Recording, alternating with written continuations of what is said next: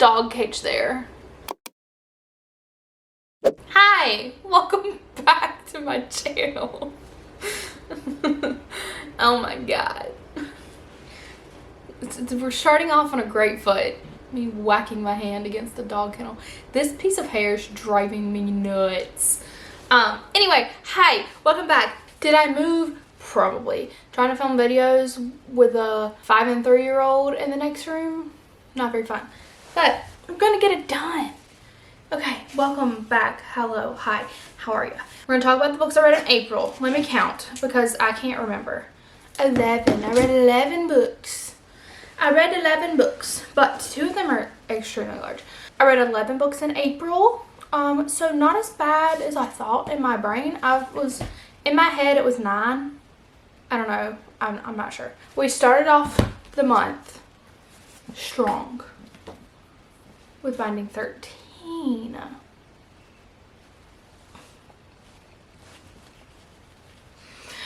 I cannot explain how much I love this book. So I was reading, last month I was reading, or the month before, in March I was reading Set on You, and I put this down to start this because I could not get it off my brain. Everyone's talking about it. Everyone is just talking about how absolutely incredible this series is, the Boys of Tolman series, and I was like, I want to be a part of that. I'm missing out. I don't want to be missing out. So I started Binding 13, and it lived up to all the hype. I'm so serious when I say it lived up to all of the hype that it had for me. I love this. This book is so long. It's like 600 pages. The font is tiny. Let me just get you like a chapter 1. Look at how small this font is. This book should be 900 pages with some regular font, but it's not. It's 600 with some really tiny font. It didn't bother me as much as I thought it was going to bother me. This takes place in Ireland. It is a sports romance. It is a rugby romance. It says Tolman College, but in Ireland, that's like high school. So they are high school age. She's 16, he's 17. It's not your typical YA high school romance. It has some extremely heavy topics, extremely heavy trigger warnings, but this is about Johnny and Shannon. I could literally cry thinking about them. I love them so freaking much. So Shannon has had a very, very tough life. She has been extremely bullied all of her life throughout school and everything. She has some serious troubles at home, and Johnny is a very privileged like star rugby player who is basically going out to and is expected to start playing for his country, and which is basically, I'm guessing, which is like going pro. And you can do that in high school in Ireland. I don't understand rugby that much. I like watched a video that was basically like rugby for American football dummies. I watched that. So I kind of understand the rules a little bit, but I still like don't understand, and I don't understand like how the structure of their teams and stuff work. But it's almost like travel ball. Some of it. I don't understand. I know that it's like 20 and under and like 18 and under, and I'm not sure, but so they meet at their at Tolman, which is the school that they all go to. They have a very cute encounter as their first encounter. It is really, really like wild, and Johnny is trying his best to focus on rugby and his career, and also nursing a pretty serious injury, while also like learning about Shannon and becoming really, really infatuated with her. It's like first love and like the found family for Shannon. It's just really sweet, and the characters are all so good. I loved all of the characters. I can't wait to read the rest of the series. I'm gonna cry. I love it so I'll go ahead and tell you, I did read Keeping 13. This leaves off on a cliffhanger. So both of these books are Johnny and Shannon. So they have a duet within the Boys of Tolman series. And then Shannon's brother has a duet after this. It is Saving 6 and Redeeming 6. So I'm going to be ordering those for sure. But I ordered Keeping 13 when I was about halfway through Binding 13. Because I was like, if this ends off on a cliffhanger the way I think it is going to, then I'm going to need this immediately. And it did, and it was even more of a cliffhanger than I could have ever expected. So, let me tell you about these books. I love them so much, way too much. I cannot stop thinking about them. I just want to live in this world. I just want to go read these books over and over again. I just haven't even read like the 4-page bonus scene in this because I just want to live in this world, and I don't want to read it yet because I haven't bought Saving 6 yet. There is a glossary in the back for Irish slang and wording. That way that you can kind of understand what they are saying, because sometimes it gets kind of confusing. Also, when you get done, there is song moments. So like the song and then the actual moment where the song happens in the story is in the back of the book. So I love the attention to detail that Chloe Walsh puts into these. She has a ton of books, and I am really, really interested to read some more of these. Just know, read Binding 13, look up trigger warnings, please, because they are heavy. Read Binding 13 and then read Keeping 13 and enjoy the crap out of it, because I love it so much. My favorite moment from Binding 13, if this doesn't convince you to read these books, then we obviously don't have the same taste. He meets Shannon and he keeps talking about how blue her eyes are. So he goes home and he does research about different shades of blue to find out what color her eyes are. Shannon Lynch had eyes the color of midnight blue that wouldn't stay the F out of my head. At least that's the closest comparison I could find on the countless internet searches I had performed. The amount of tears I've shed over these books. This one takes a turn. It does have a small lag in the middle, just a little one. I feel like I've been talking about these books for like 10 minutes. I'm so sorry. It does have a small lag in the middle where things are just going really, really well for a minute. And it gets just a little bit boring, but like literally still is 5 stars. Still is 5 stars. Didn't even care. But the turn that this one takes and the plot twist, oh my god, I was sobbing. I read both of these for a reading vlog, so you will get to see me sob over these books. But please read these. Please, please, please, please, please. 5 stars, 5 stars, 5 stars, 5 stars. Okay, anyway, some not so great news. I read the Luminaries. Oh, I wanted to like this so bad. I wanted to like it so bad.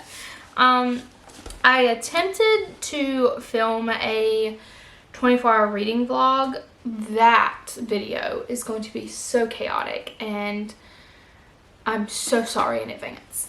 But I started off with this, and I think the fact that this was not great for me definitely played a fact in how chaotic that got.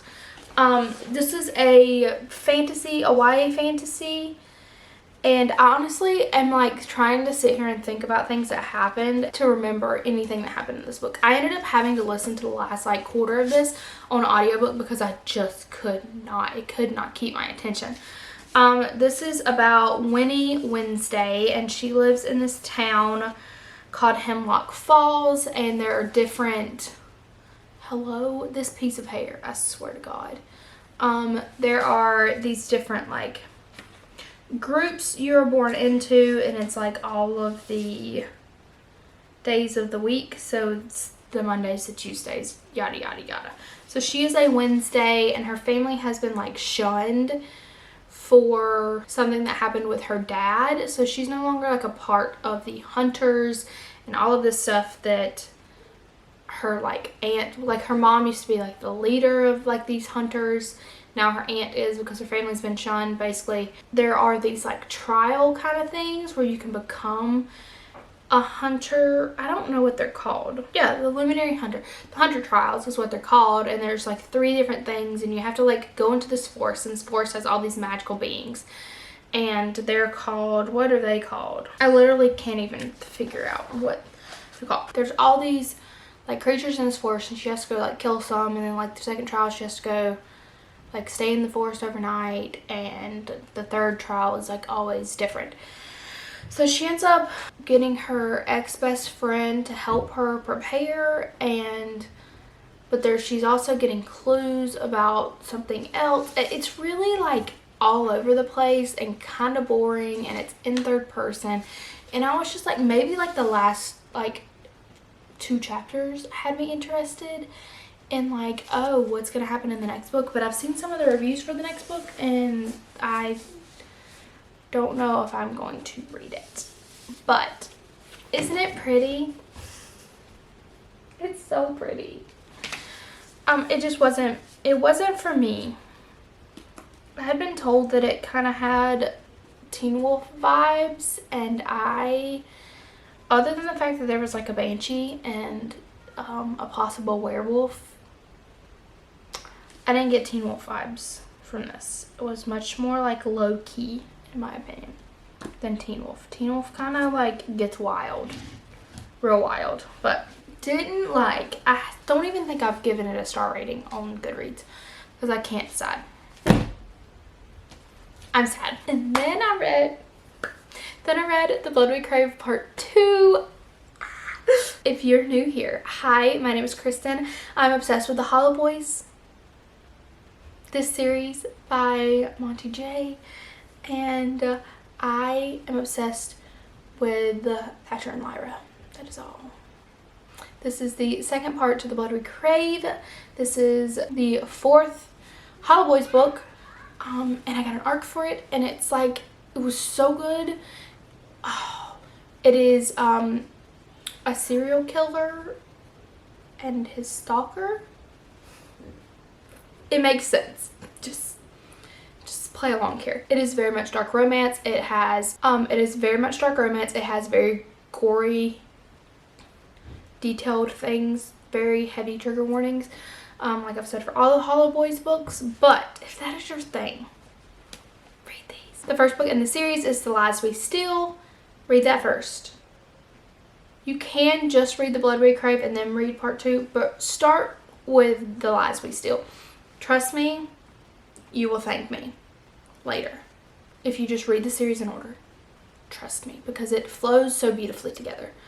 5 stars, 5,000 stars, 5 million stars. I did an entire photo shoot dedicated to Miss Lyra because she's so fantastic. It is on my Instagram. Go check it out. Please go read it. It's so good. I really can't tell you many details about it because it's part 2 to a previous book, and the series is very deep and there's a lot going on, but I loved it so much. And the plot twist, holy crap, the plot twist was insane. It was so insane. I didn't see it coming. But it happened. It happened, and it was a thing. And I'm so excited about the next book. I don't know how we're gonna get to. I don't know what's gonna happen. We're gonna find out in October what the oath we get. I'm so excited. I loved that book so much. Okay, and then I read. Where is it? And then I read Set on You by Amy Leah. This is a curvy fitness influencer and her gym nemesis. Why is that so hard to say? This was super cute. I think I'm gonna give it like 4 stars. It just kind of lulled for me for a while. Like when they were going from just like enemies to kind of friends, I was just like, can y'all just like hook up, please? Because you're just tiptoeing around it. I need you to stop and just get to it, please. Like, this doesn't make any sense. You both want it. Why? Please, just get to it. Please, thank you. This made me very excited for the next book, though, which is her sister, and she's a bookstagrammer, which I'm very excited about. So I'm this made me, if anything, I'm glad I read it because I have a little bit more backstory about Tara. But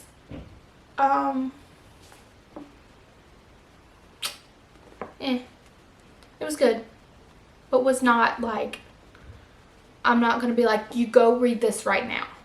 I mean, read it, it's good, but I'm not gonna be like, this is not the book that I'm gonna be like, you have to read. I think it hit some really good topics about the internet and the fitness industry, especially when the influencer is curvy, and just some in general hate that we see on the internet. I think it tackled some of those topics very well, but then also didn't, I think it could have been, because sometimes they were just kind of brushed over, like, oh well, I just don't let it get to me. And that's kind of like, I mean, at one point it does. I don't know how to explain it. I think it did a good job, but it could have done a better job. But I don't want to really touch on that subject too much. But Set on You was cute, probably like 4 stars. And then I read Focused, which is the first book in the Ward Sisters series by Carla Sorensen.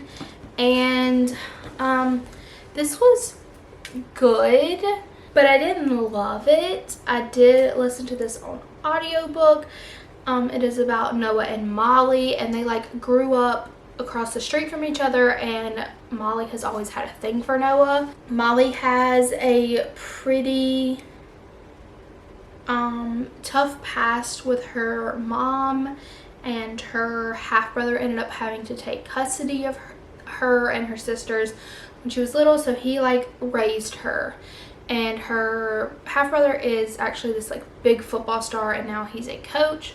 And she actually works for the football team that he coaches for. Noah is a professional football player that has been moved to this team.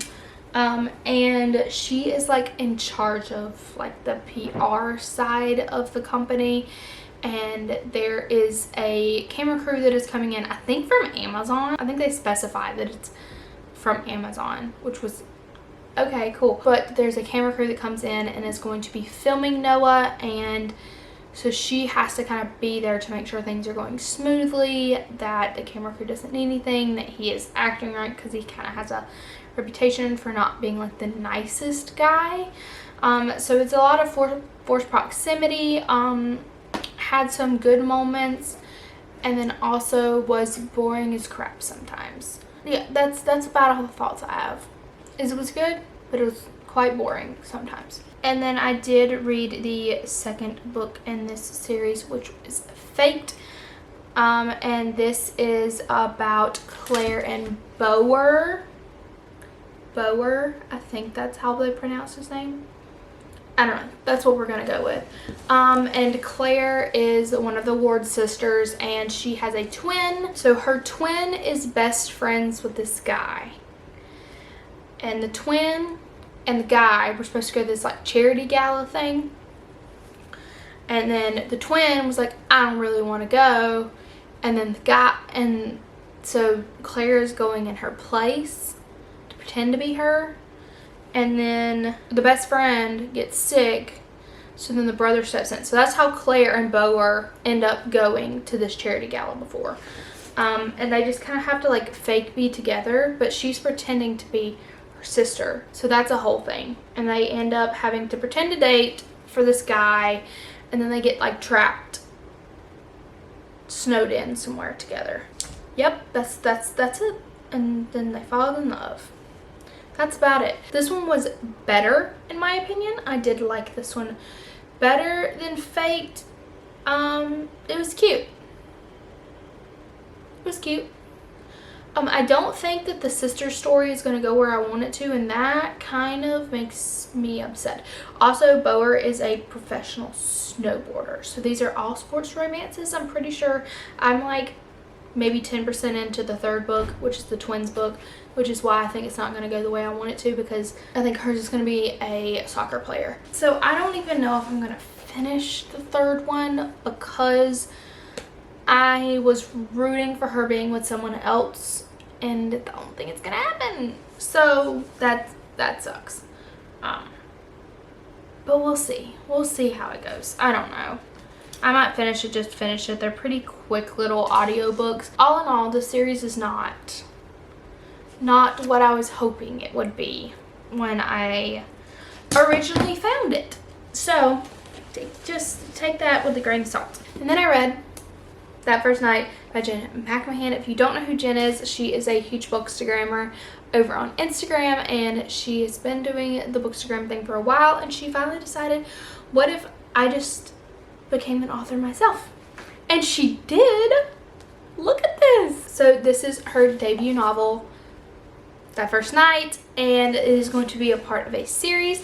I am just so excited for her. But I'm just so excited for her. This was really, really, really good. I really, really loved this. This is a billionaire and his nanny, but they have a little bit of a past, which is so cute. It's the first chapter, which is, I love that you get all of that up front. It is the first chapter of the first couple chapters, maybe like the first 4 chapters. Yep, the first 4 chapters is the first time they meet, and then the last of it is all of them like being reunited. This guy Thomas is needing a nanny for his son, and Peyton ends up applying for the job not knowing who it is for, and she goes to meet the son and the dad, and lo and behold, it's Thomas, which she's already met at a party 5 years prior. They kind of had a thing where they were like wanting to really get to know each other, and something happens and they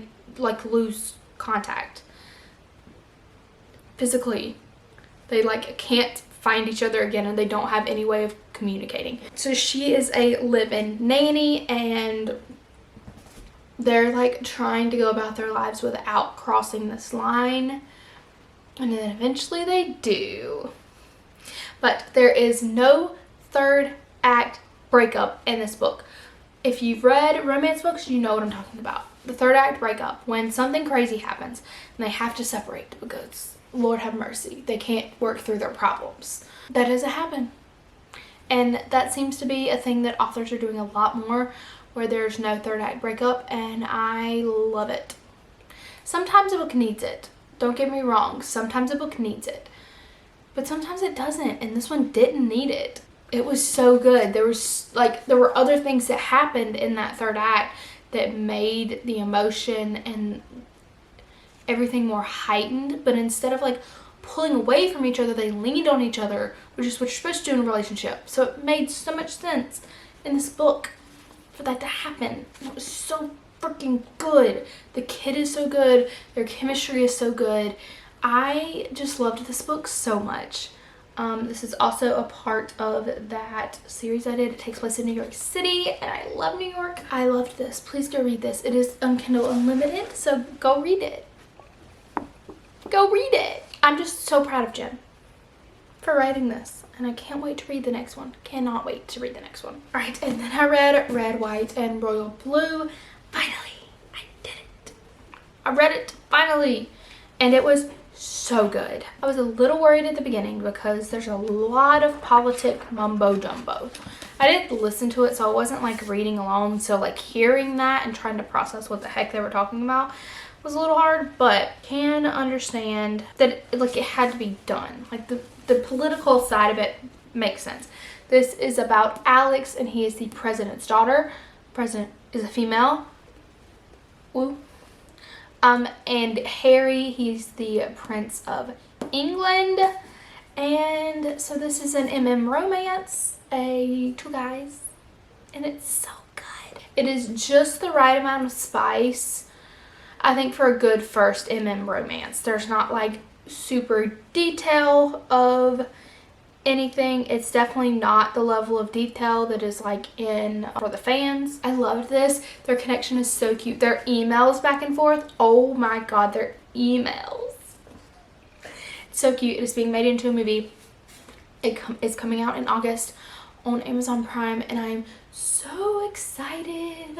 Okay, so the premise is they hate each other, and something happens at this event, and both of their PR people are like, we've got to get y'all together and got to get y'all singing together, like y'all, so that people think that y'all are friends. and they slowly start actually forming this friendship, and then it turns into more, and it's so freaking cute. It's so cute. It's so cute. I love it so much. It's just so good. So good. So good. So good. I'm definitely excited to read more of Casey McQuiston's stuff now that I've read this, and I think I have 2 more Casey McQuiston books. I just love their emails are like my favorite. Go read this. It's absolutely fantastic. 2 more. Last 2 books that I read in March were 2 audiobooks that I read on the way home from Florida. That is Two Wedding Crashers and Back in the Game by Megan Quinn.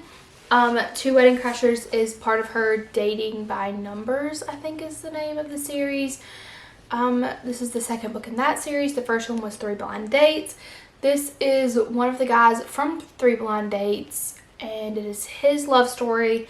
It is called Two Wedding Crashers. I wasn't sure like how that was gonna work out and how that title worked, but so his name is Beck and her name is Riley, and they are both crashing the same wedding, which I thought was really cute. Like they both just ended up like their friends dragged them along to crash this wedding, and so they're both crashing this wedding, and they meet up and they have this really cute like romantic weekend away, and then they respectively go back to their own states. His is California, hers is Maine. Like could not be farther away from each other. So like half of the book is probably them, maybe even over half the book is them like at the wedding like that weekend together. And then they go their separate ways, but Beck doesn't give up, which we love to see, a man with some initiative. So this was really cute. I enjoyed it. It was probably, I think I liked it better than, and then Back in the Game was like the 2.5 book going into book 3 for this series. At the end of Two Wedding Crashers, you get a chapter from the guy from book 3, and you meet like his best friend in that chapter, and so you get his best friend's love story in like a little novella called Back in the Game. And to be honest, I didn't really find it necessary. I can't really remember much about it, to be honest with you. I was like coming out at the end of like a 6-hour drive, so maybe that's why, but I didn't really think it was necessary. And maybe it'll be more necessary when reading book 3 and having a little bit more information about them. And when I go back to read book 3, I might just re-listen to this because it took me maybe an hour and a half to listen to this. But it is Calder and Rachel, and honestly can't remember how they met. Oh, they met, he's a dad, and they like ran into each other at a like restaurant, I think, and he was dressed as a princess because girl dad kind of good things. I don't really remember much else about it. I think he's a hockey player, which makes sense because the guy in the third book is a hockey player. I feel like I'm rambling. Don't know. I probably won't even rate that because it was a novella, and I don't really like rating novellas. I think I've decided. I did start Crush, which is the second book in the Crave series. I last month said that I couldn't decide if I was going to read Crush or Charm. I couldn't decide if I was going to read Crush or Charm first. Charm is supposed to take place between Crush and Crave. Is supposed to take place between Crave and Crush. So it's supposed to be able to be read anytime after Crave. Paige did that, and then I'm reading Crush first and then going to read Charm as book 5 as it was released, and then we're gonna like be able to tell you which way do we think is the best way to read it. So she has some information that I don't have, so it's really interesting to read this and talk to her about it when she knows so much more than I do about what's going on. I'm enjoying this. I am listening to the audiobook while reading along. I am on page 166, chapter 35. I love how short the chapters are in these books. If you don't know, Crave is a YA like vampire romance. It very much gives kind of Twilight because she's a human and he's a vampire, but also like they're at a school, like a academy in the middle of Alaska, and it's really, really good. I really, really loved Crave, and am really, really enjoying this. So I've just got to finish this up. It is my physical book that I'm reading currently, so I'm definitely going to finish this up. But I did start that in March. So that is all that I read in April. I started that in April. So that is everything that I read in April. 11 books, 11 or 10 and a half, because one was a novella, I guess. Some misses, a good many hits, which is a good month. I think that's good. When you're reading as much as I do, you're going to have some misses. So thank you so much for watching this video. I hope you enjoyed it. If you did, make sure to subscribe down below so you don't miss any of my uploads. A lot of these books have reading vlogs coming, and you're going to want to watch those. Trust me, you're definitely going to want to watch them. Make sure you follow me on all of my social medias. Go check out that live post because I'm very, very proud of it. And there is going to be many more coming like that. I like the whole idea of basically cosplaying as book characters. That is so fun to me. So I'm bringing out my years and years of experience in photography to bring you some bookish photo shoots, I guess, over on my Instagram. I can't wait to see what I read in May. That TBR video should be coming up next. So thank you guys so much for watching, and I'll see you next time. Bye!